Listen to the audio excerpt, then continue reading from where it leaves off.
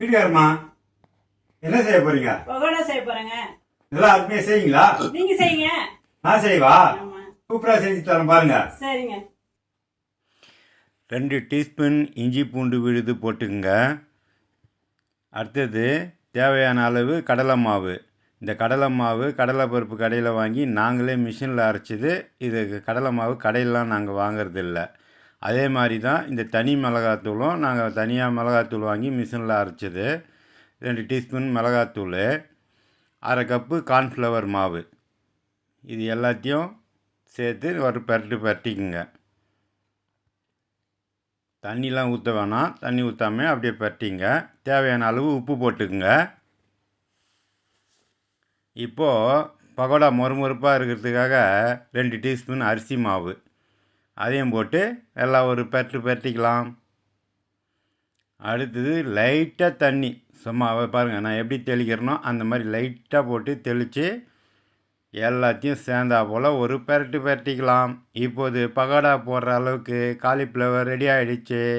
இப்போது அப்படியே எடுத்து எண்ணெயை காஞ்ச உடனே அப்படியே பகோடா போட வேண்டியது தான். நான் ஒன்று சொல்கிறேன், நல்லா கேட்டுங்க. பகோடாவோ வடையோ பஜ்ஜியோ எதுவுமே கடையில் வாங்கி சாப்பிடாதீங்க. இந்த மாதிரி ஃப்ரெஷ்ஷாக எண்ணெய் ஊற்றி நாமளே வீட்டில் செஞ்சு சாப்பிடுங்க. அதுதான் நம்ம உடம்புக்கு ஆரோக்கியம். இந்த மாதிரி எண்ணெயில் பொரித்து சாப்பிட்றதே உடம்புக்கு ஆகாது. அதுலேயும் கடையில் வாங்கி சாப்பிட்டா சுத்தமாக ஆகாது. சுட்ட எண்ணெயிலேயே மறுபடியும் சுட்டு தருவாங்க. அதனால் நம்ம இந்த மாதிரி வீட்டில் செஞ்சு சாப்பிட்றது நம்ம உடம்புக்கு கொஞ்சம் நல்லது தான். பாருங்கள், பகோடா அருமையாக வந்துடுச்சு. எடுத்து இந்த மாதிரி பக்கத்தில் ஒரு பேப்பர் வச்சு அதில் போட்டுங்க. கொஞ்சம் கருவேப்பிலையை போட்டு அதையும் பொரித்து அது மேலே லைட்டாக தூவி விட்டுங்க. அருமையான பகோடா இப்போ நமக்கு ரெடி. பகோடா வடை பஜ்ஜி எல்லாமே நானே செய்வேன் வீட்டில் சூப்பராக. எங்கள் வீட்டுக்காரம்மா என்ன தான் செய்ய சொல்லுவாங்க. வாங்க இப்போ சாப்பிடுவோம். வாங்க மக்களே, அருமையாக இன்றைக்கி நம்ம காலிஃப்ளவர் பகோடா செஞ்சிட்டோம். எப்படி இருக்குன்னு சாப்பிட்டு பார்ப்போம்.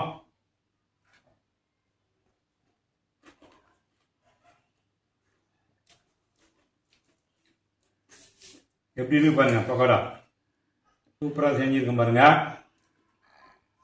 அடடா அருமையாக இருக்குங்க.